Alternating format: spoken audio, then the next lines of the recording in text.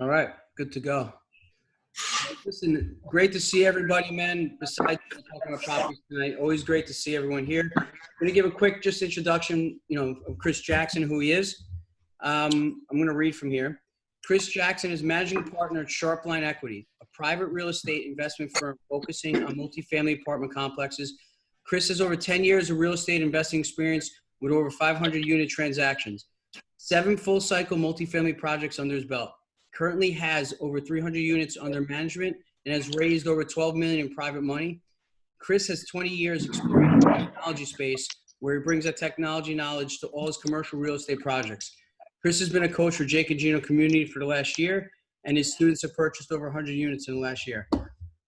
One thing, guys, I can tell you about Chris, very good friend of mine, is a deal expert coach for my brother's company, meaning that Yosef, is he your student?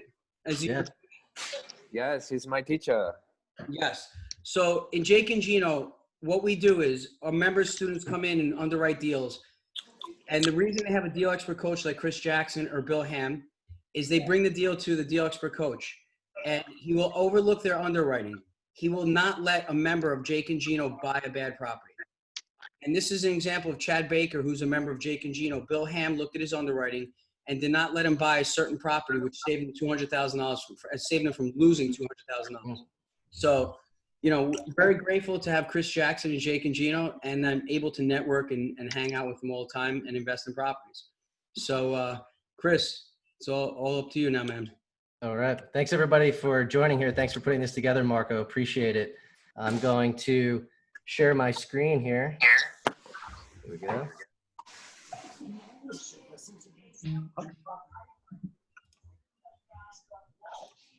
All right. You guys see it? Does everybody see? Yes. I could see right. them. Thumbs You guys up. good? What do you want? Guys, if you have background noise, anybody has background noise, just mute yourself, okay? Yes. All right, guys. Well, thanks for joining us tonight. I'm excited to tell you about a project we're working on. We were pretty active during the quarantine period. We were looking for deals. We never stopped. And we found one. We took advantage of an opportunity to grab a great asset, a B++ asset at a walk-in 7 cap, which is pretty unheard of because of a special situation that I'll go into when we get to the slide. But this is our company, Sharpline. Good. Oh, sorry, guys. Here we go.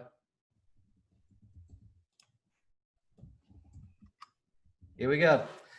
Can everybody see this? This is what the property looks like. It's a 43 unit B++ class in York, Pennsylvania.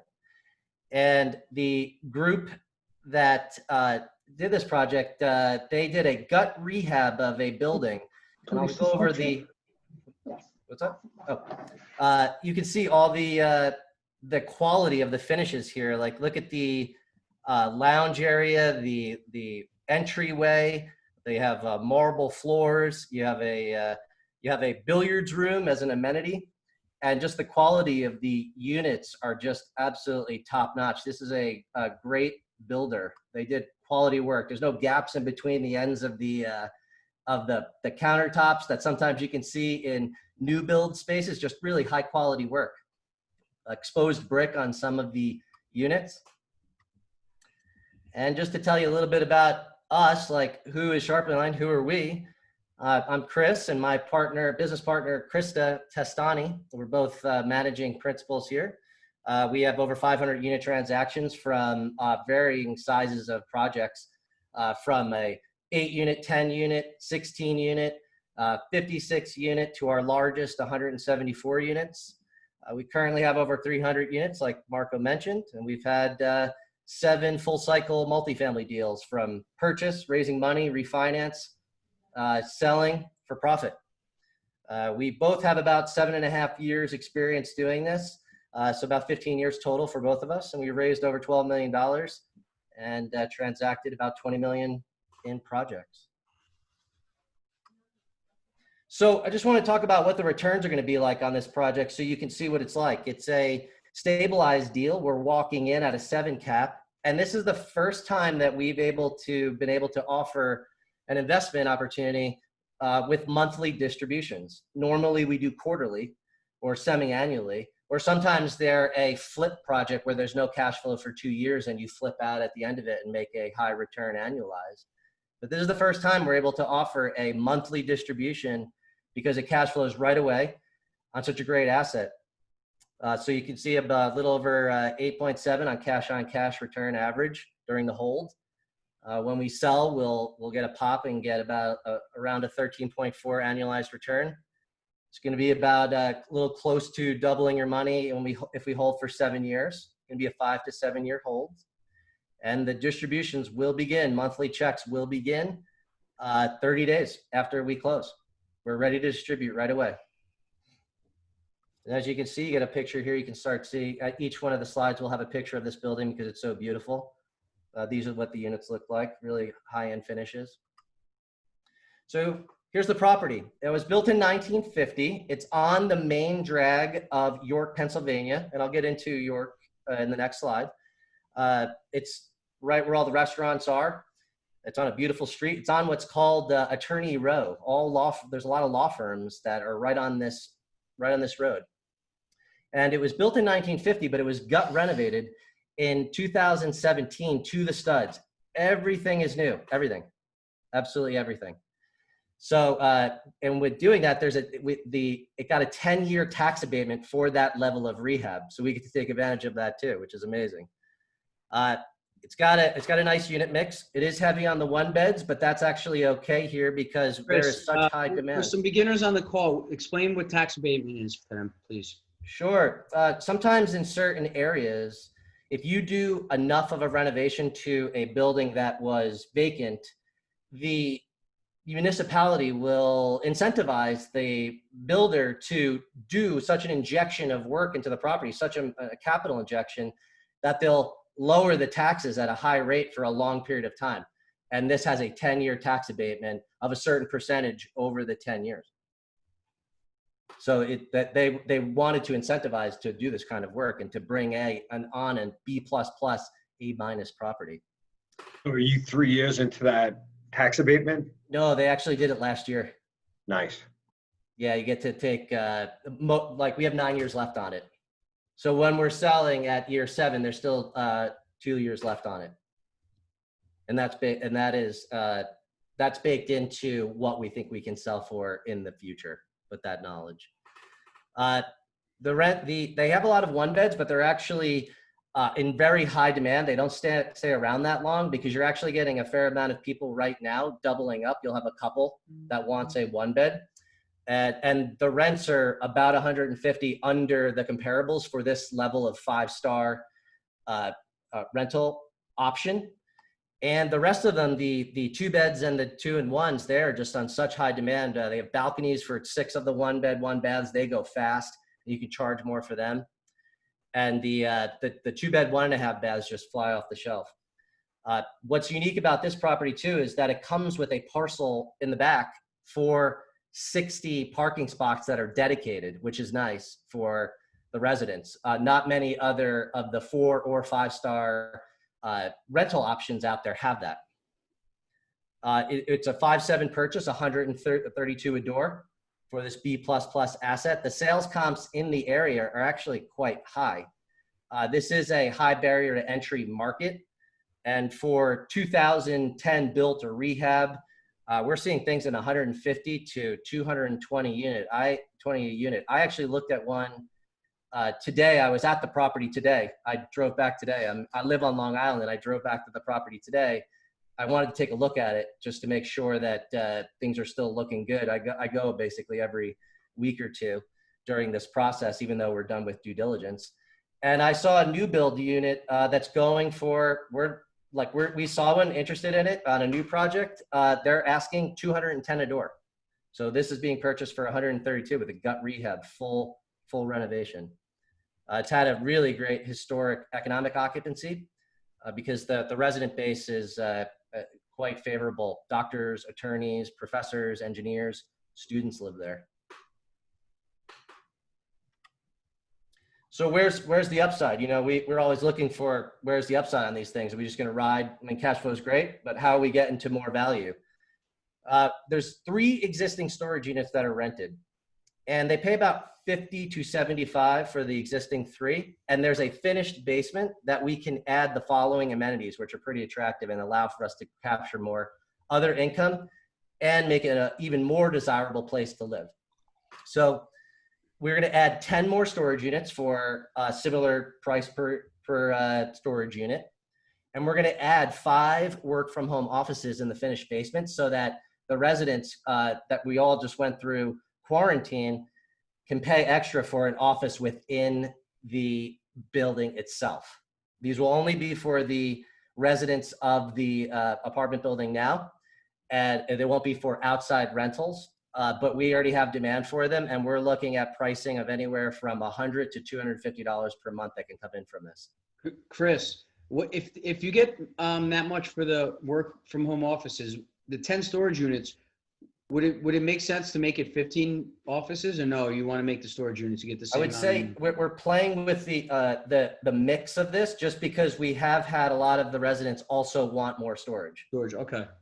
So we're going to find that balance. Mm-hmm. I would tell you that if the answer to your question though is during this hold, I know if every single one of these 5 goes for $250 a month, yes, forget the storage. because you know why even if they use it once a week, people I think are going to love that home office thing, you know.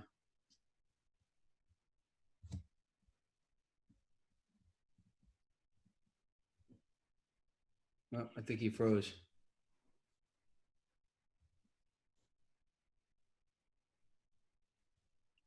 Either that or he just really liked your idea a lot. I know. He's still smiling. It's not my end, is it? Is it on his end, you think?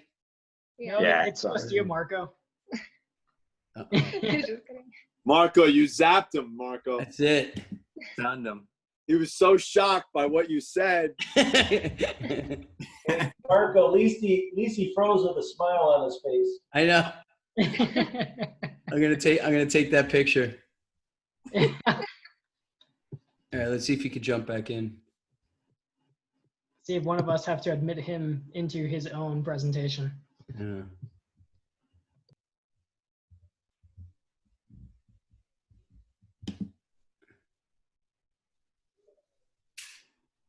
His partner's joining, I think.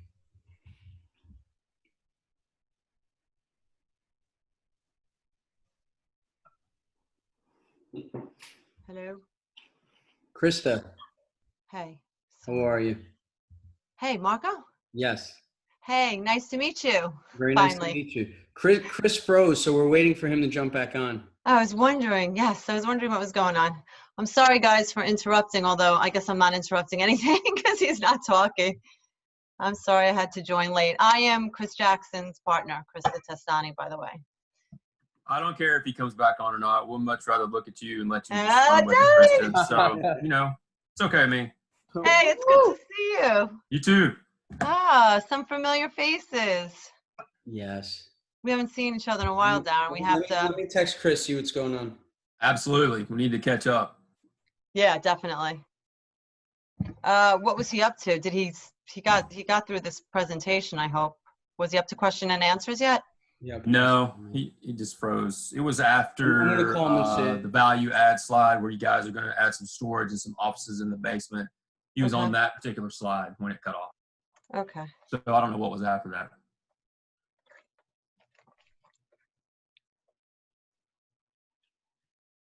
So the tech guy is having some tech problems.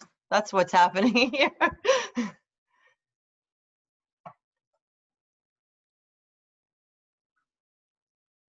I wish I could finish up, but I don't have access to it.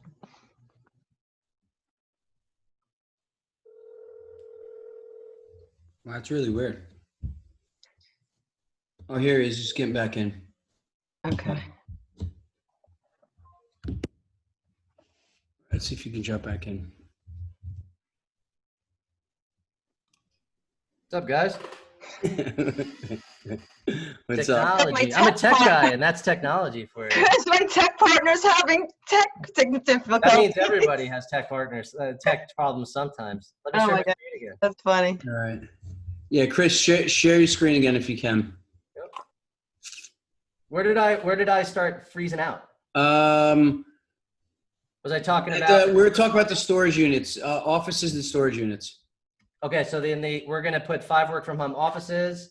We're going to test the demand of what type of rent we can get from that, but we know that we're going to get a nice pop from that. They're high in demand, and they're going to be an amazing amenity for people that have just gone through quarantine. We're going to also charge for covered parking. The current owner does not charge for covered parking, which is crazy because there are quite a few nice cars that would like to be sitting underneath those covered areas. Right. And then in our pro forma, what's interesting with this is in our pro forma, we originally were getting quotes, and there were certain companies that were charging 6%, and the existing management company charges 6% to themselves. They have a management company themselves, and they do a very good job. We started doing our due diligence and found other really good options out there for 4%. But the kicker is the pro forma and the numbers that we're talking about are all based on this 6% in year 1 and then 4.5% going outward. But I'm actually moving my family to about an hour away from this property in Westchester, Pennsylvania. I'm moving to Pennsylvania with my family, and Nick, my nephew who works for Sharpline, is going to live in this building.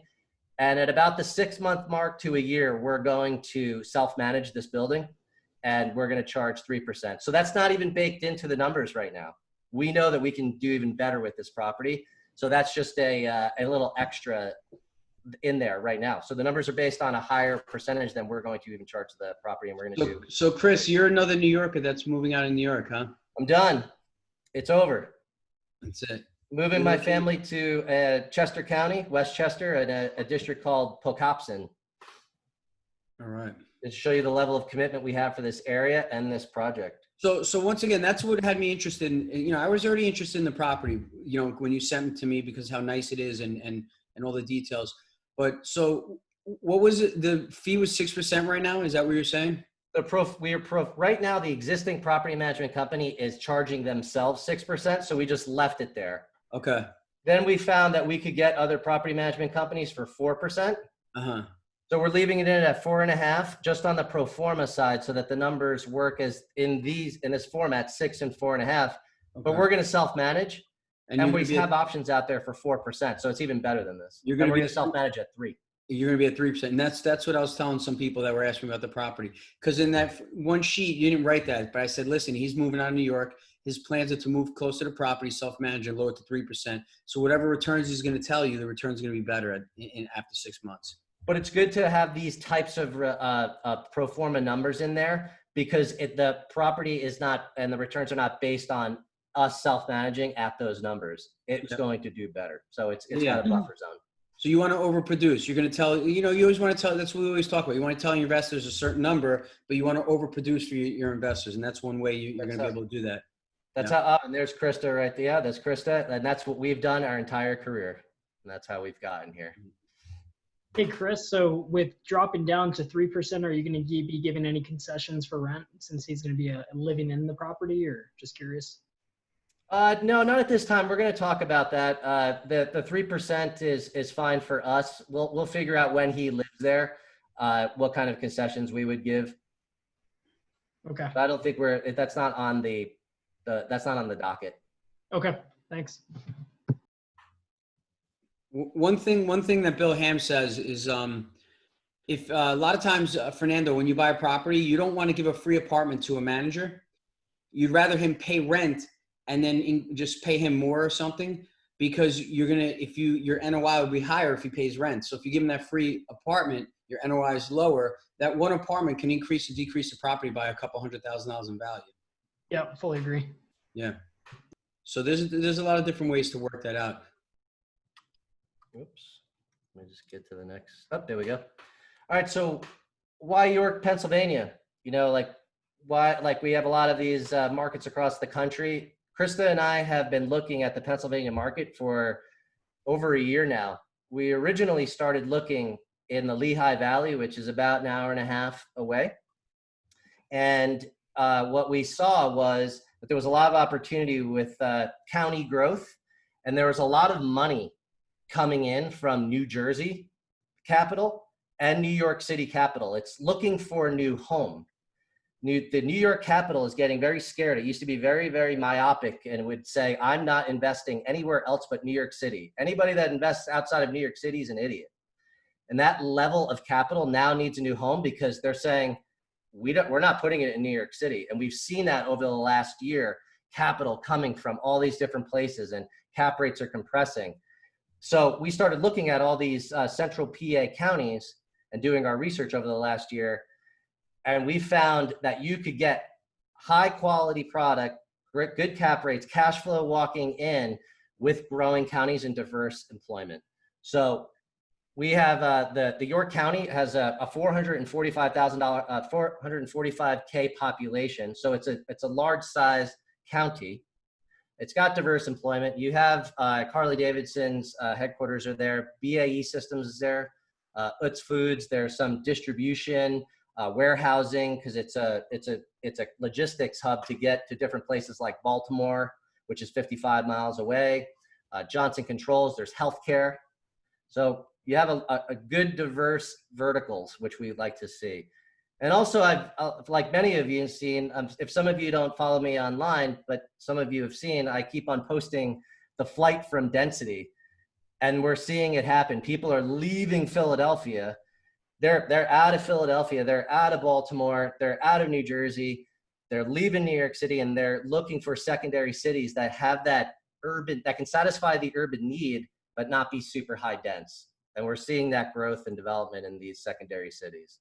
And also in York City, right where the red arrow is on the bottom right, you can see where the S is in the little balloon. That's where our project is the subject property. But right where that red arrow is, right by the corner of where the river is, there's a plot of land there, huge acres of land that are going to be developed for this Northwest Innovation District development, where they're going to do like a tech manufacturing think tank like development, and it's cleared, it's ready to break ground, and has potential of 2,000 jobs. And we see movement that's going to happen, which would be fantastic.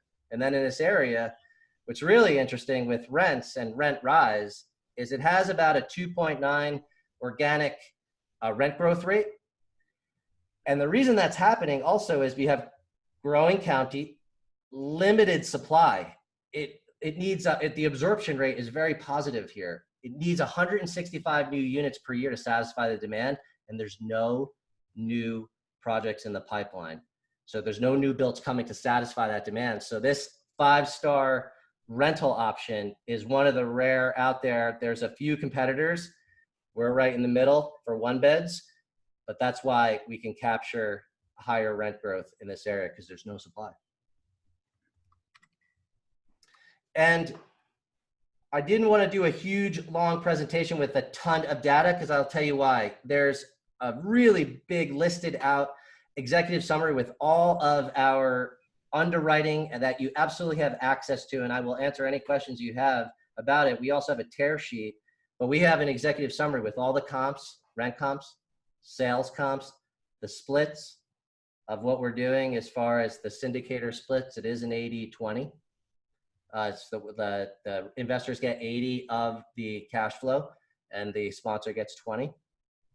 And there's a lot of data in there. I'm happy to answer any questions. If anybody's read it or has questions, I'm here to answer any questions, and I can actually go back into some of these slides if you have questions.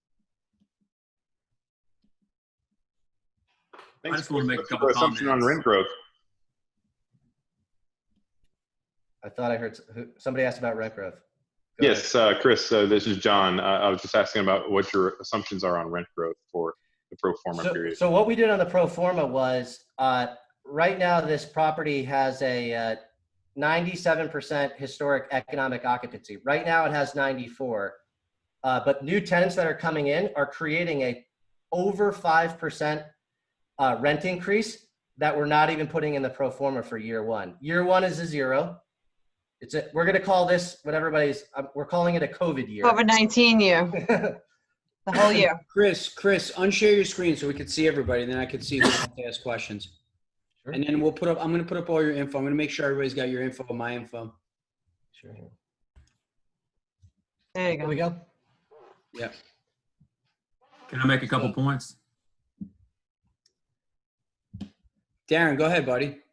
Yeah, I just want to point out to those of you that are new to investing or newer or whatever the case may be, always underwrite conservatively so that you can underpromise and overdeliver. And Marco sort of touched on this, and Chris has exemplified this in the management fee, and as well as what he just talked about rent growth as well. It's not even in the numbers. And if there's any cost segregation opportunity down the road, those are not in the numbers. Those are generally never in underwriting as well. That's just another one. But the other thing I want to say and point out is $132K per door. That might shock a lot of you. So when you look at opportunities and they're going in with actuals at a 7 cap, man, I don't care what the price per door is if I can go into anything at a 7 cap. I do not care. So that's just a tip for make sure that you don't have this. Me personally and my partners, we don't have a price per door ceiling. But if we have a 7 cap going in all day long, it's a deal. So just want to point that out that some people miss opportunity because they put the ceiling on price per door or overall price, whatever that is. So thanks for bringing it up, Darren. This area for a 4 to 5 star quality product has a 6.3 cap. So we were able to buy this property at a walk-in 7 cap because the seller is committed to an opportunity zone project. And then COVID hit and we said we could get this done. So we put a 60-day due diligence and then 30 days to close. So we took a discount and we're able to get a 7 cap walking in, and we're selling on a 6.75 cap, but with an area that has 6.28 cap actually for 4 to 5 star. Right. Any questions out there, guys? I got a question. Yeah, Craig, go ahead. So- we want questions because I have 20. I know the questions I want to ask because I want you guys to hear the answers because this is a great property, and you can't expect the returns to be like say 20 whatever, but this could, go ahead, Craig, and I'll follow up to you. All right, I have 2, but I'm going to start. You spoke a little bit about why this area, but I know I've heard you in the past say that like your focus was on the Southeast market because of the population growth. So I kind of understand, people are leaving the tri-state area. I don't know how much of it has been seen yet, but why Pennsylvania? As far as Pennsylvania goes, how is it what are evictions like? Is it a landlord-friendly state or not? Yes, it's a landlord-friendly state. When we got into Georgia, actually, we would consider it a very highly landlord-friendly state. I would say that Georgia now, and Krista, correct me, Georgia now is still considered a landlord-friendly state, is averaging about 3 months to evict. Now, it used to be 30 to 45 days. Now it's up to 90. During so COVID, I guess you can't landlord evict. friendly, you have to consider 90 days landlord friendly now. You can do it's similar in that timeline for Pennsylvania. Now during COVID, everything's changed. We can't evict anybody at one of our properties anyway right now in Georgia. But as an overall apples to apples, landlord friendly, it's very similar. And also what's attractive about Pennsylvania is they don't tax retirement income. So you have people from New Jersey moving there. And you also have, in this particular area, if you look at all the counties of Pennsylvania, these it's called Central PA, but it's a bit of a misnomer. The way we would think of it is southeastern counties. All those counties are growing. And if I can just jump in, and I apologize that I had to come in late. So if I'm repeating Chris in any way, wave your hands and I'll just cut myself off. But we have been in the Atlanta market for a really long time. I mean, I started in Atlanta back in 2014, even before I knew Chris. So we love the market and it's served us very well. But over the course of asset managing for as long as we have, we've learned a lot. And one of the things that we've always said is, damn, if we could just self-manage, because we kind of know at this point what we want to do, how we want to do it. And if you've ever heard of the motto, if you want to get something done right, do it yourself. Well, you can't do that with third-party management, and you can't self-manage long distance. So we've always had it on our mind to eventually venture out of the Atlanta market and look for something closer to home, because we wanted to find something that eventually we can transition over into self-management. Pennsylvania became that ideal market after we researched it. And COVID-19, I feel like we were already looking in the Pennsylvania market prior to COVID-19, before we even heard of that term. But once that happened, there was more of an urgency to do this, because now there were so many more reasons we wanted to find a market closer to home. We wanted to be able to get there on, on the drop of a dime and not have to worry about getting on planes. We can get there in 2.5 hours. So that became really important to us. And the idea that now this is a market that Chris and his family want to live in, and Nick is willing to live at the property, that's going to make a huge difference in our hands-on, even before we start self-managing, before we get all of our systems in place to actually transition the manager completely out. We are going to be more hands-on than we ever have been before because of our presence there on a daily basis. So, I mean, that's another reason that this market was so attractive to us. Hey, Krista. Jeff, go ahead, buddy. So, self-managing 43 units, is that practical? Is that, to me, it seems a little low to try to go in and self-manage if you don't have any other properties surrounding that you're already doing. Can you talk about why you feel that is beneficial to do it at that small of a unit? Although it is like you said, Chris, you call that a B class. I would call that an A class, and from just the picture. I call it a B++. I'm very specific about it. Okay, all right. It's super nice. So my wife wants to move there already. So does my wife. She's like, why are we going to Westchester and buying a house? What are we doing? Right. But Chris, I'm not letting you go to Westchester. As far as why that makes sense to you. If you go to Westchester, I'm investing in his property. I actually, if I could differ with you, Jeff, for a moment, I actually feel the opposite. When you have a larger property, there's a lot more meat on the bone. So it's it's more justifiable to have third-party management on there. A 43 unit, there's less pieces of the pie, there's less meat on the bone, whatever phrase you want to use. So we actually think it is a better property, that particular size, to be self-managing for that reason, because it's costly to have third-party management on a property this small, in my opinion. And secondly, if we're going to transition over, although we're very, very confident that we'll be super competent at it based on our experience, I think it's better to do it on a 43 than a 243. I mean, that's just my feeling. It's more manageable. It's just, size alone, it just makes it more manageable. And I think it's a great first property to introduce into our portfolio as a self-managed property. With the resident base that it is, like if you have a harder C-class property, that takes a certain skill set. If you have doctors and attorneys paying through apps, I mean, there's no collection. It's more of a systems approach of management and just making sure that you have your vendors lined up.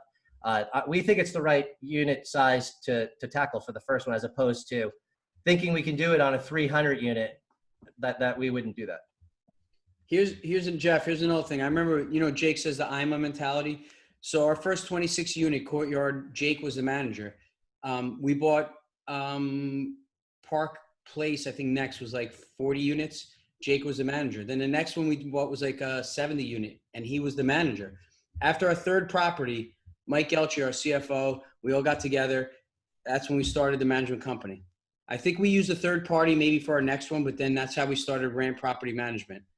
But Jake, I think still manages Courtyard and I think 1 or 2, 3 of them because he wanted to keep managing more of them, but it wasn't going to work out. But like he was really managing about 100 units, So a 40-something units, not a big deal. That's how we started out, especially this type of class.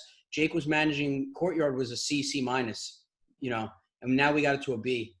Park North was a C, we got to a B. So this is more of those are more of a challenges. So definitely can self-manage. I'd say the size you're doing, Chris, is, and if you're moving there with your experience, is not a problem. I don't think. I'd be happy if you did it.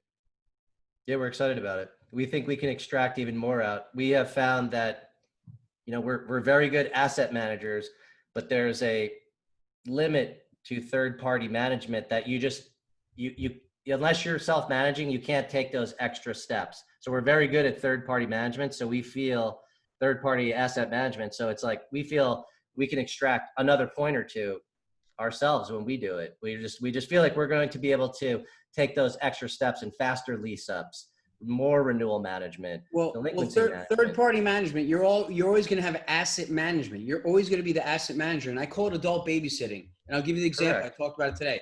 When I had the restaurant, I had high-paid chefs. I was executive chef, and I had all high-paid staff, great with servers, people there 20 years. It was adult babysitting. I don't care how much they were paid. When Marco was home, they were acting like kids.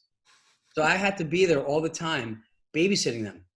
Even if I had my head chef in the kitchen, and my friends would say, hey, why are you there? Why do you, you know, and that's like that. Like him, if he's got the third-party management, I don't care how good they are. You have to stay on top of them, because Darren, he'll call in the 52 unit we have together, and he'll say, hey, Mike, there's a leak in unit 6, and you got to put that up in unit 10. A week later goes by, it's not done. He calls the guy. He's like, dude, why didn't you do it? Right, Darren? You got to stay on top of them. That's asset management, baby, right there. There you gotta go. be able to do it. So and I know it's Chris and Krista are huge on that. Yeah. So it's Every asset week. management, 3% anyway, because it's adult babysitting. So I would actually rather Chris, with his experience in a 40-something unit, if he moves close to it, I know him well. I would want him to manage this one. If he does another 200, 300, 400 unit, I have a conversation with him and say, you're managing this one, but you're going to not manage those others, correct? You know? And Chris is smart enough for his investors not to do that. That you're moving closer to that.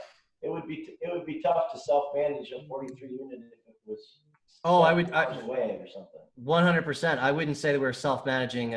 Like currently it's 3.5 hours away. I wouldn't do that. I'm only going to be an hour away. Nick in the building. I just did it this morning. It was an hour. It's like an hour drive in Pennsylvania is very different than an hour drive on the LIE. Long Island Expressway. Well, average commute to work is 45 minutes. That's the average commute to work, they say, right? So. Can I ask you a question about the value adds that you discussed? Which Sure.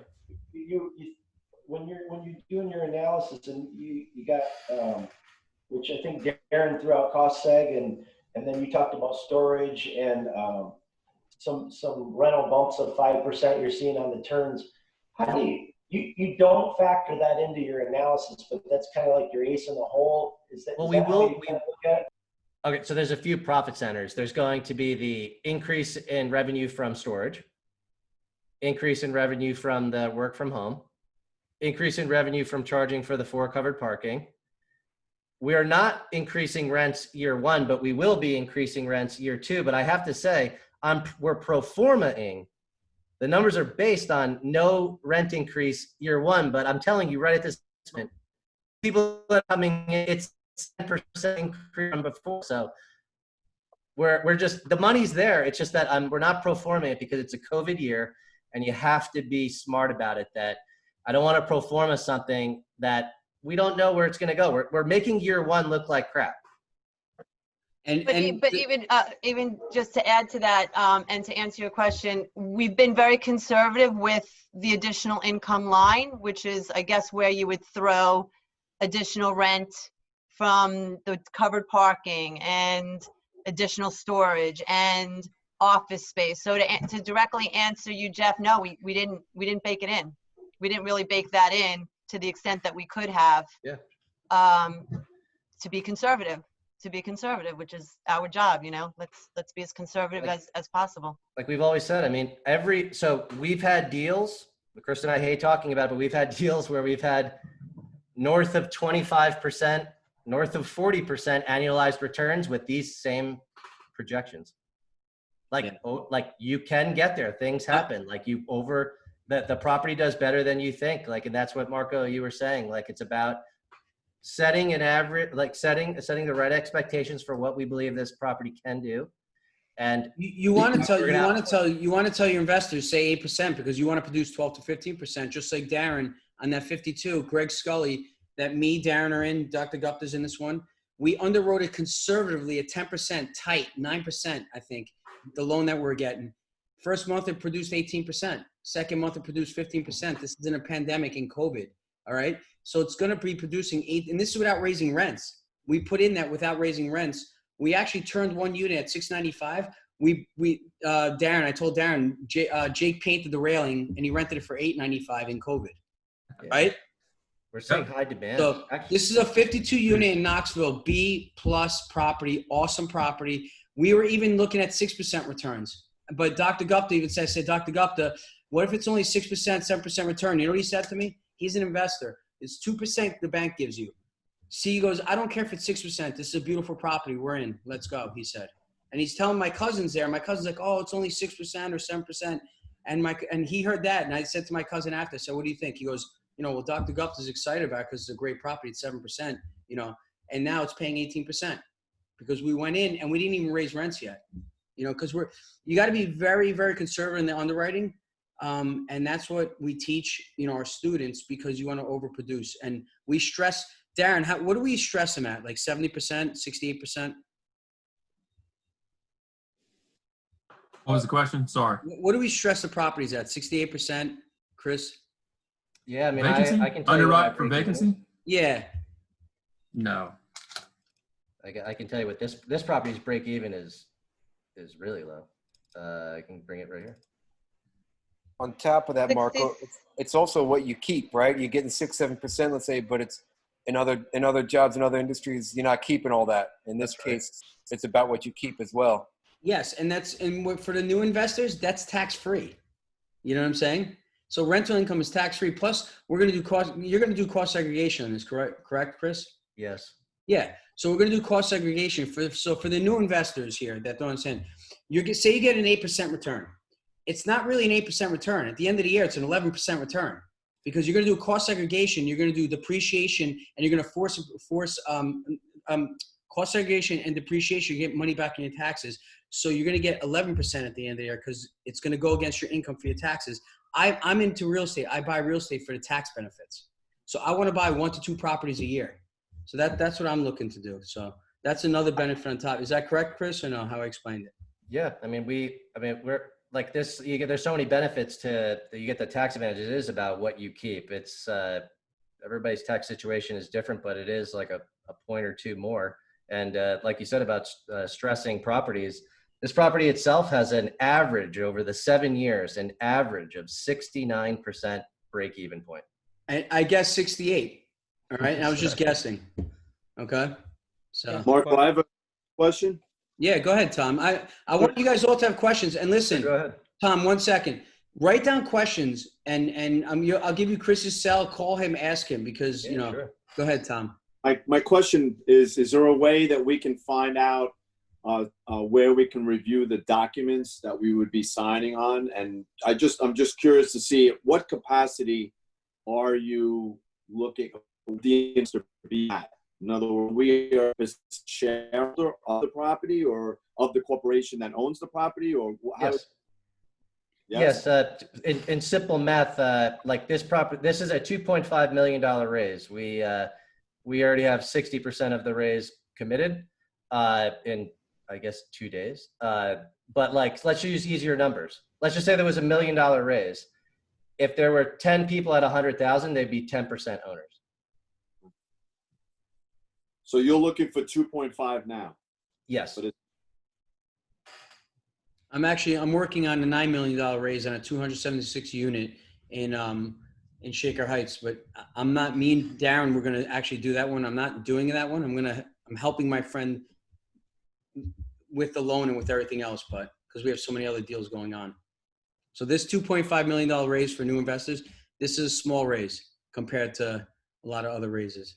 But it's all pro rata percentage of 2.5. So essentially, $250,000 investment would be 10%. And Chris, what's the minimum investment? Usually 75,000, but you're going to allow 50,000? Yes. Okay. Usually, so now the thinking behind that, guys, as a family, is going to tell you the truth behind it.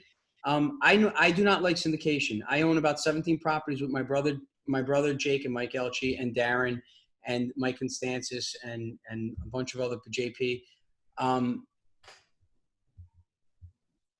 Where was I going with this? You don't like syndication, but. I forgot what I was going to say now. And that's it. Yeah, and there we go. And now I just totally lost what I was going to say. The amount While you're trying to figure that out, though, Yeah, go ahead. Go ahead, Chris, how did so you said there was some unique circumstances around this deal. How'd you find the deal?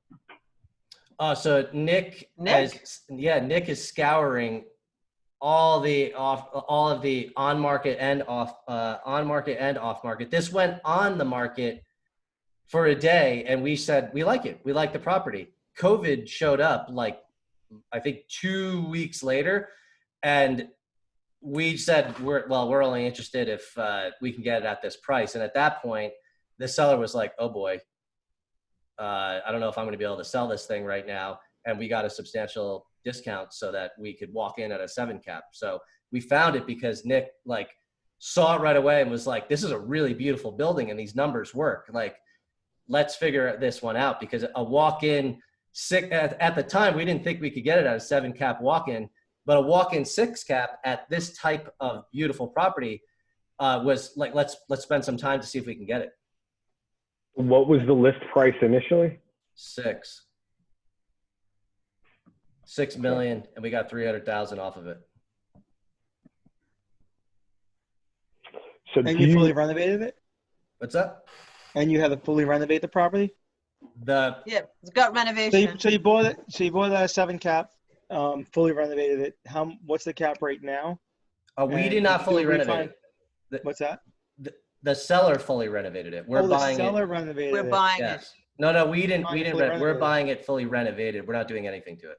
Okay. We're doing the value add stuff with adding certain amenities like the work from home offices and the storage units. Yeah. Covered A parking. lot of the cap was put in by the seller. That's right. Are you refinancing out? No, we're getting great debt on it from Freddie, and then it works with the extra reserves right now. And because the DSCR requirements are already hit day 1, we get the money back in year 2. Okay, so here's a question: if the seller fully renovated the property, except for the things you're doing, what was their reason for wanting to sell it? Like, what was their motivation? They committed. They committed to an opportunity zone project. Oh, gotcha. That was a motivation. Okay. Yes. Hey, Chris, why the 7 years hold time? Why do you pick that?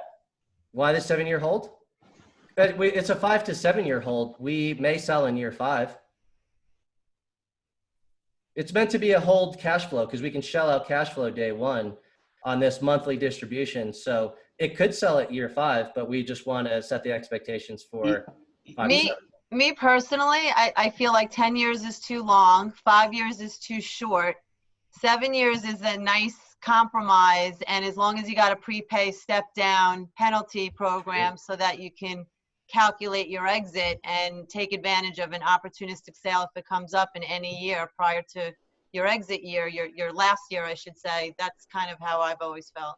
I've always looked for that 7-year loan. Well, one of our syndications, Riverport, Jeff, we bought it with a 5 to 7 year hold. I think we're probably going to sell it in 2 years. We bought it at 41,000 a unit. It's selling for 82,000 a unit on the street right now. It's so we're probably, say we get 76,000 a unit. We double the people's money. So you put 100 grand in, you're going to get 195 out in 2 years, plus 8% to 12% return on that. This one was with my brother, our first syndication that we did, which I told you we don't really like syndication. We do them ourselves usually. So the 2 of our deals, I mean, that's why it's really important to get a prepay penalty program. 2 of our deals were 7-year loans, and one of them sold in 22 months and the other one sold in 27 months. So it's important to make sure that you do set up your deals that you can, exit out if there's a really great opportunity. Chris, I was going to ask you that because I saw a while ago, Chris, which one of those deals that you sold it in like what? Like our Riverport deal in a couple of years, which you kind of, when you take investors' money, you kind of want to go 5 years, get the investors to have their, returns, and then sell the property. But if you can get somebody comes with a check after year 2 and the market, you're in the upturn and you catch it in that upturn. Which was that last property you did? Northern we did a Northern 56 Pines, we unit. did that. Well, I guess you could say we did it on Snapwoods too. Yeah, I mean, Northern Snapwoods Pines. was 2.5 years. The reason we sold Snapwoods in 2.5 years was because it's also a unique property. It's called the Cardinal property, and there's limited financing for it. And a buyer showed up and was able to pay a price that enabled us to give our investors 25.6% annualized in 2.5 years. And we said, I'm not like, we have to, like, we're silly if we don't take this. That's the thing. So Is there a disposition fee with this? What's that? Do you have a disposition fee on this? We don't put a disposition fee on it. We just get we are incentivized by the value of the sale. Hey, Chris and Krista, you know, I have a question for you on median household income. I look at the property. It's a solid, great looking property. Yep. You mentioned the tenant base has engineers, doctors, everything. Yes. But if you look at the median household income Yes. in the immediate 1 mile area, you know, That's y'all right. have $29.3 thousand. It's because, that's a good Yep. question. It's because, so if you look at the county as a whole has an average household income of 65,000. Okay. It's in the city. If you went into New York City, you would look at certain blocks bringing down. We can tell you that from our lease audit, the average unit income of this building is over 65,000. So it's, Gotcha. you have it's because it's a nice building in the middle of the city, but it's on the City. nicest block, which is called Market Street. Market Street. Gotcha. Okay. No, thank you. Like 2 blocks away, you are going to have some lower income, but that is similar to other cities too. But the property itself has that resident base. Thank you. So, Dovetail Chris, off if of that. If people have questions about like the returns and stuff like that, what's the best way to get in touch with you? Through email, through a call? What, you know, because I have questions for you too. I'm, you know, like I'm beyond interested just to say like, but I can get a hold of you anytime because. Here you go. I'll do this. Yep. This is how you go onto our website, Sharpline Equity, and then there's a button where you can click invest with us. That's our investor portal where we have the full executive summary. You can reach me at Chris at Sharpline Equity. Krista's is Krista at sharplineequity.com. And that's my cell phone. We're accessible. That's how we've built our careers. And for the people on the call that know me, if you're interested, because Chris is really busy. I mean, you have a relationship with me. You can call me. I'll have info because I'm going to be investing with Chris. He's in my mastermind too, so I got to welcome him, a new member to my mastermind, which is great. You have a good group here. Yeah. So you guys can all reach out to me, text me, call me. I put my info up over there on the chat box, my cell number and my website for the people that don't know me that can check me out on my website and my email address also. So, because it's a lot to get into on one call, but it's good to get people interested. And if you're interested, you need to get all the details, obviously. Yes. So you can't cover all the details on one call. And we have a summary 1-pager that I can send you if you want to digest it quickly. And then the executive summary lists out everything. I'm just getting like really quickly, just because the question came up twice. It's coming up in a chat box. So Chris, it's really quick. Someone's mic isn't working. Ray isn't working. I did some basic research on York, PA, and found that 20% of the local economy is in manufacturing. Do you find this risky? I thought we usually want to invest in a city with diverse industry, which there is. But if you want to talk, Chris, about. Yeah, I mean, we have a different resident profile than that. And we do have diverse economy. You have healthcare. You do have logistics for warehousing. There is defense contracting. There is federal government. So there is diverse. I mean, we also do want manufacturing. Yeah, I mean, I think it's a big driver, but I don't feel like to answer your question, I don't feel like 20% manufacturing is a risk factor. I don't think it's overly saturated in one industry if it's 20%. Right. The other thing is the tech that's coming up with the development. And I think also York, Pennsylvania University is actually an employment driver based on the fact that we have 2 or 3 associate professors just in our building. And you have these smaller universities where we're hearing some, there's a lot of different views on student housing, but what we're hearing also is, you know, some of the smaller colleges, like some parents are saying, maybe this year we're not going to send you all the way away, just go local. And like Krista said, we have professors in that college or college. Hey, Chris. Yes. Quick question. How do you determine amenities? Do you ever survey residents to figure out what's in demand, or do you just make a decision? Yeah, we survey. Actually, what we did was we asked the manager that's on site, like, what are the tenants saying they want? Like, what are you hearing most often? Like your owners, like the current owners are not going to do anything else. What are you hearing from the residents that they want? They want more storage. Okay. And also, I don't even have to ask the residents. We know after all of us have been through quarantine, they want a place to go in a private office in the basement that they can get away from. I have a 5-year-old and a 7-year-old, and I have a office away 1 mile from my house. I ran out of the house every day to get to my office. Okay, thank you. And I think all the women on the call would agree with me or trust me when I tell you that doing the unit by unit inspections, the units are gorgeous, but the closets are too small. Closets are way too small. Not enough closet space. You sound like my wife. Yeah, I sound like everybody's wife. So one last thing, just because like we don't know what we're coming into with this whole COVID situation right now. I mean, everyone's predicting. Craig, I told different. you, if you don't invest, you're out of the mastermind. That's it. You're done. So, go ahead, but no, go ahead, buddy. I'm kidding. But like, I mean, really, I like the fact that your break even is 69%. That's awesome. Yeah. That is fantastic. I mean, I don't anticipate it going below that, but I mean, what are your thoughts though, in general about this, buying this property, the value that it's at right now? I get it. You got 300,000 off, but like, who's to say, 6 months from now when the stimulus money starts to run out, people aren't paying rents as much, like, who's to say that the property wouldn't be $500,000 less? Chris, I'm going to answer this before you, and I'm going to let you finish, okay? I'm going to answer my version real quick. So Craig, I own 1,400 units in Tennessee, Knoxville. It's number 7 recession, anti-recession in the United States. Like my brother says, people need 3 things. They need, what do they need, Chris? What are the 3 things they need? They need food, and apartments. And apartments. Okay. So right now, I was worried in March, owning 1,400 units. I was worried I was going to lose 50,000 to 200,000 this year.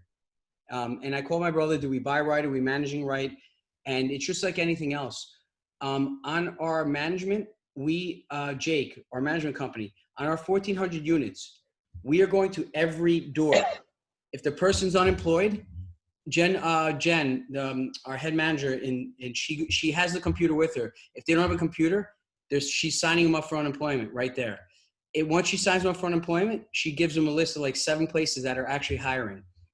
So it depends on management skills, being better over the next person. You know what I'm saying? So that after we did that in March, in April and May, our collections on the 1,400 units, I have to say thank God for Jay because he's busting his ass, is at 96% in a pandemic.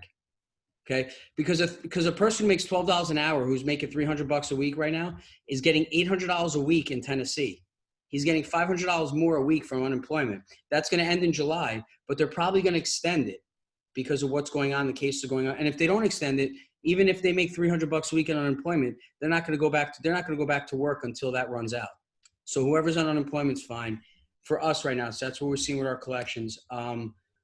What else? Craig, what I would say to your question though is we are actually forcibly hurting the performance, which the property's not doing right now.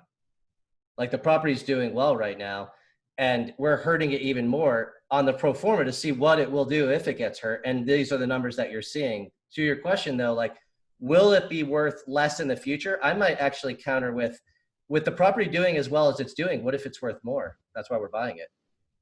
the property's performing well, commanding high rents. It's actually getting higher rents today because it's a great product for the market that needs rental housing.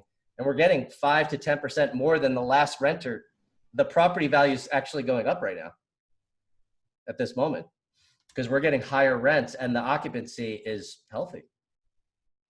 Yeah, I'd agree with that. If you look at Denver and the Colorado Springs market, they're still having rent bumps in these areas of pockets of engineers and Crazy. doctors and all of these areas where it's not necessarily blue collar work. So I love that the asset or the tenant base that you're looking at for here isn't just manufacturing based, right? So yeah, it's a more B+, A- resident base that has more likelihood of having some money if there is a layoff that they can get through. So we're seeing high collections and rent increase. Also, right, there's not a lot, there's no supply. So you're providing the market what it's demanding. We want a nice place to live and they'll pay for it. I think I'm going to add to what Craig was saying because I've had some conversations with him. He's concerned a little bit about the whole economy crashing. Now, and Chris, I think you can probably help us out with this because it would help me too. And if it was like a severe, crazy crash right now, how long would it really take for cap rates to, to decompress so much? You know what I mean? Like over the 5-year period that you have, is it really realistic that they're going to go from a 6 cap or a 6.2 that it is right now to an 8 or 9 cap? Is that CoStar says over the next 2 years for this market that cap rates will go up by 0.5 point. Now, our exit cap is 6.75. Current cap is 6.2. Remember, we bought it at 7. We're getting it at a discount. So we're hurting it already, being conservative. But then you see CoStar projecting that cap rates compress again for certain property types like 4 and 5 star in certain areas. It's not going to be everywhere. But yeah, like certain areas are going to get affected differently than others. Like New York City will have a different cap rate track exposure than another area like this area, a Lehigh Valley, a Raleigh, a Knoxville. You could see cap rate compression because of migration patterns. Right. There could be a dip for a year. This is why the first year we didn't do any rent increase on the pro forma because for a year, like you could see some blips, and that's what you have to plan for that. I mean, Nico and Chris too. I mean, you're talking about a crash. I think the recession's here. I mean, when this happened, they were predicting 30% unemployment, but then what happened was actually only 12 to 13% unemployment. That's why we didn't see such a big crash. You're correct, Chris, or no? Our collections, are like doing so much better. We got creative, and that we have our existing portfolio is heavy C class. So yeah. We did some clever things where we like when the stimulus checks were coming in, we allowed the residents to say, if you pay for 2 months up front, we'll give you a 10% discount. And they took it. And that allowed you to have forward thinking. You didn't have to worry about, are they going to be able to pay? And so our collections were very good. Overall, our collections are very good. The whole name of the game is there's going to be people hurting, by the way. Not everybody's going to be doing good. And the quote, I have 10 quotes over there that I'm hanging up. You don't just invest in the deal, but you invest in the person with the deal. So if you guys say that again, don't just invest in the deal, invest in the person with the deal. You don't look at the 20, 30% returns. You got to look at the person who's running the deal. And if I invest in this deal, if it's 6, 7, 10%, I'm investing in the deal because of Chris, because I believe in his management skills and in his buying skills and what he has. And even Jake and Gino, whoever invests with me and my brother and Jake in a deal, we have the Chick-fil-A of management, man. I'm thankful for Jake that we're at 96% collections. So I'm hoping, next it continues, and that things don't get worse with COVID. But as of right now, we're doing well, thank God, because we have an unbelievable management company. And you have what I will say that what is very interesting for all of our properties right now is we have demand for every one of our units. That is something that is, I'm going to say, surprising. I wouldn't have thought that in the recession through this. I would have thought people would have stayed still. and that you'd have trouble renting your units. I not like the absolute opposite to that. If you market correctly and you have a great customer experience for your residents that are coming into your building, and you're supplying that marketplace with a great product, that you're going to rent it. Mm-hmm. So now you have an opportunity to rent, like you can filter a little more to look at different types of employment, risk profile. So, but demand is there. One thing with this whole situation now, though, is I get what you're saying, Marco. Is so far we thought this category 5 was going to hit us, and we came in and it was category 1. We're like, oh, okay, we're shaking it off. It's fine. What I'm hearing from my fellow business owners in my other industry is, if things get shut down again, sure, that's where the real risk is. You're going to see a lot of turmoil. A lot of people lose their jobs in almost every. Jeff, everybody already lost their job. I sold my restaurant. The restaurants are all closed. So that's where the big risk in this whole economy, I think, is we can debate that all night long. But yeah, and now my answer to that is Kiyosaki. Watch Kiyosaki. Money is fake. The dollar has failed. Buy gold and silver and real estate. That was Robert Kiyosaki says. So if it's going to happen again, you know what they're going to do? They're going to spit out $3 trillion, and money is fake, and the dollar has failed. So you buy gold, silver, and real estate. Okay? So they're going to give the person who makes $300 a week, $800 for another 6 months, and they're going to give them $1,200. What the hell you do with $1,200? What do you do with $1,200? Okay? So, but you could watch Kiyosaki. He's doom and gloom. He's all day long, but I know that's very debatable. So I know I was worried, trust me, but I'm an investor. So I mean, we were worried too, Marco. I mean, Krista and I worked our tail off during quarantine to make sure that we were clever, proactive. We were flexible. We tried different things with our residents. We were communicative more than we ever have. We probably realized that we weren't being communicative enough with our residents, and forced us to be more proactive and have communication with our residents, which has proven to be the right move. And you know what's great, Jeff? I think him self-managing would be better than having a management team in a pandemic or a recession. This is why when he told me to deal in the returns, I'm not an LP in any deals. I'm a GP in every single deal. I'm going to be an LP in this deal because I want to be in Chris's deal. I've been dying to get, I've been doing so many deals. I couldn't ever get into a deal with him. So now we joined the Mastermind. We're together. I want to get into this deal. So he was telling me the returns, 8%, 6.5, 10, whatever it was. It's 8.7, Marco. It's 8. I'm sorry. I'm just going back down. So we didn't give, they're going to get in touch with you for exact returns. So whatever it was. But then he goes, hey, Marco, we're always joking. He's putting up posts about relocation, everybody moving out of New York to Florida where I am and whatever. And then when he goes, yeah, I'm moving out of New York. I said, you're really moving out of New York? So what made it even more attractive was when Chris says, I'm going to move there and give or take 6 to 12 months and self-manage. And I know him well. So when he said that, I said, I'm definitely in if you do that. Looking at houses. My wife and I are looking at houses, and we were worried about trying to make it happen before September.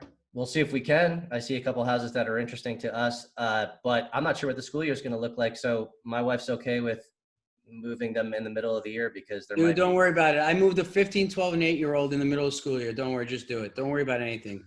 Just do it in life. God bless you. I don't know how you do it. Just do it. Look behind me. Look at Hustle. You see the quotes. I'm crazy. Just do it. It'll work out. You just gotta, don't worry about things in life. Just do it. And, they'll be fine. They'll ride their bikes. They're 7 and 5. Yeah, they don't care. I moved a 15-year-old. You have no problem. So, all right. Anybody else have any questions or no? I was just wondering, is the property fully occupied currently? Yes. Well, I think we have. It's 94% occupied right now. There's 2 notice to vacates that they're filling up, but this is where the new rents are like 5 to 10% higher than the existing rent, and that's not in the pro forma yet. Right. So it's happening. Sunil, Dr. Gupta, you're quiet tonight. You have any questions or no? No questions. No, so. What are you drinking? With the rest of the burger and some You onions. drinking scotch or wine? Scotch, Lagavulin. All right. All right. I can't wait to come up and hang out. We're going to drink some good wine. Yep, yep. So, I have one question, Chris. In the initial, you said 8.7% and then 13.7% annualized. Yes. Is that including the 8.7 or is that on top of that? It's inclusive of it. When at sale, there'll be a total return of 13.4. Average annualized. But that's on the current pro forma. That's right. So if you raise the rents, if you raise the rental from other, that's not included in that. Totally. And the way we structure our syndications, it's an 80-20 split. So you get 80% of the upside until we hit 15% annualized, and then we split it half. So the first 8.7% return, they get 100% of that, Chris? That's actually a result of the property's even doing better than that. That's an 80-20 split. So the 80% of the cash flows is producing 8.7 average. Okay. Okay. With it has a 7 pref. Like Yeah, we won't make anything until 7 is hit. And for the new investors, whoever's interested, you're going to get in touch with Craig. He'll break it down easy for you guys and explain everything, you know. And this is obviously me being mean. This is not Chris speaking. I think a reasonable expectation would be 17-18% annualized return with the modification. Yeah. But obviously, that's just a guesstimate. We may hit that. This is more of a minus, B++ property, and those types of returns we didn't want to project. We just wanted to set the expectation that this was a cash flow day one, and then we believe there will be upside. And guys, for Chris, correct me if I'm wrong, please. For the new investors, when you have a B+, A- property like this, usually the preferred return and even return on exit is like a 6% return. Is that correct? Usually on an A property, there's usually a 6 pref. If that, and the IRR and annualized is like 11. Yeah. So Bill Ham, it's a different asset class. Bill Ham, our other deal expert coach, he just did one, and his preferred return is 6%, and it's like a 10% or 11% annualized on a property like this. Then when you get a B and C class, which most of my properties are B and C class, and Chris, you have B and C class.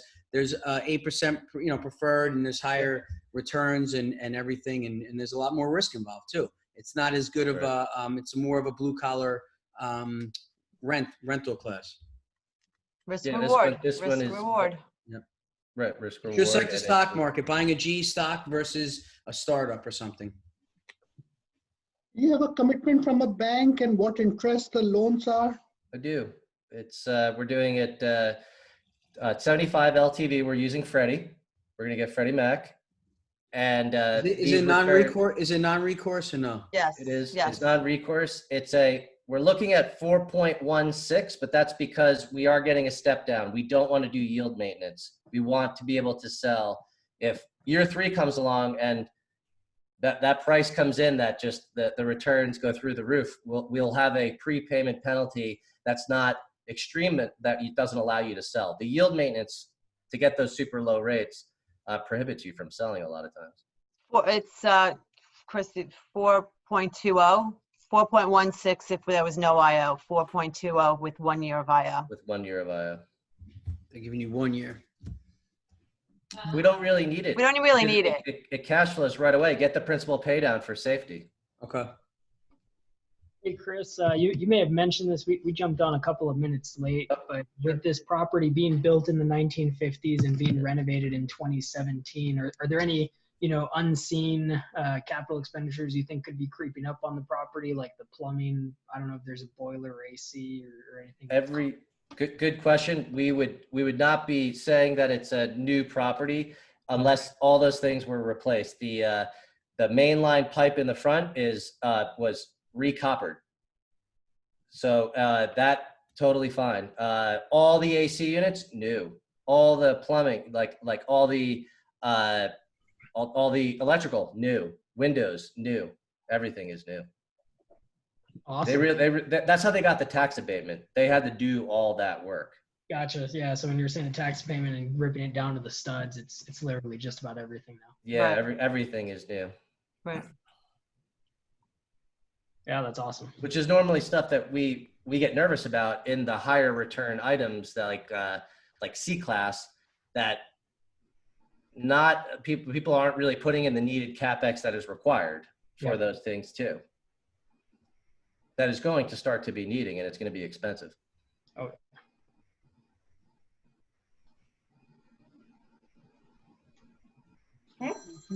Yes or no? You can. Do you know what the current owners spent on all those renovations? Yeah, but they have their own construction company, so we're seeing what they had at cost. It's hard to see what they would be for labor, but they put a little over $2.5 million into it. So that's cost. So they did a lot. Okay. Yeah, that was a good renovation. Yeah, they did it. This thing is tight. Chris, how did you find this property? It was Nick scouring the internet. He's always looking for new deals. I'm always hustling for new deals, and we were looking in this area, and I would say that this is normally not something we're looking for because we're C class people. Because when we look at A class and B class, they don't usually have the return profile that we need. Mm-hmm. And this one was unique, and Nick found it. He saw it. He's like, I'm running the numbers, and it looks like we can get it at a 6 cap. And ultimately, we were able to get it at a 7. Wow. Okay. All right. All right. So if there's no more questions, I guess we'll stop it here. But you have guys, you have my cell number. You have my email, his email. Any questions? Write them down. You can call me, email me, and we'll definitely, especially on the returns, for all the new investors out there.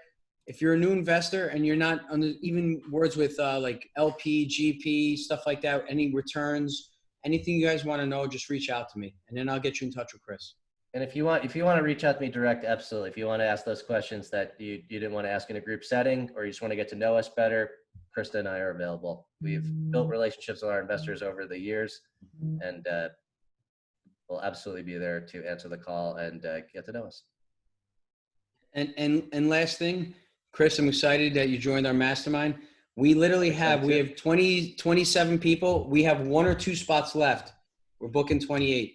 So in there, my mastermind website's there. Check us out. This is what we're doing. We're getting together. 27 people strong right now looking for deals. So that's teamwork, awesome. baby. That's awesome. All right. So I'm going to sign off. Chris, I want to say thank you. Krista, I want to say thank you very much also. It was great meeting you. Thank you, Thanks for Marco. the opportunity, Marco. My pleasure. Thank you, everybody, for the questions. Yep, thank you all. Thanks, guys. Good luck with this. Thank you. Thank you, Chris, Krista. Thanks. Thank you. I'll give you a call, buddy. We're going to drink wine soon. Yeah. Take care. Thank you guys. Have a good night. Have a good evening. Take care.